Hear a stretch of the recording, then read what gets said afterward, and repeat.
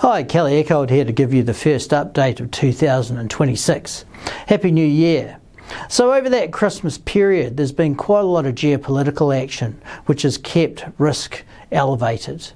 Something that's been particularly prominent has been increasing pressure on the US Federal Reserve Chairman by the US Department of Justice, which has elicited the quite unusual response from the Federal Reserve Chairman to release a statement protesting the pressure and noting that it reflected an intent of the administration to get the Federal Reserve to reduce interest rates at a time where they didn't think that that was consistent with the Fed's mandate.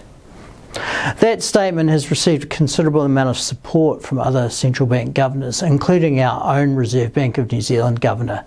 And that reflects the quite considerable importance that is placed on central bank independence in promoting a business environment that supports economic well-being.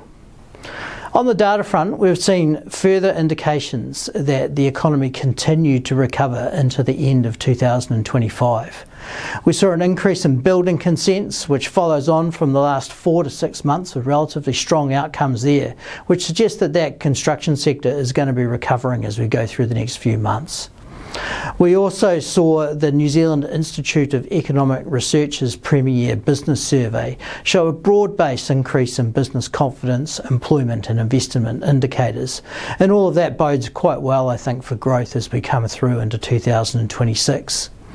I'll also add that this week we released our survey of employment confidence, which was for the fourth quarter of last year, and that seemed to suggest that confidence improved to the extent to which the peak in the unemployment rate is likely in, even though the labour market itself remains relatively weak. I'll be back to update you again next week.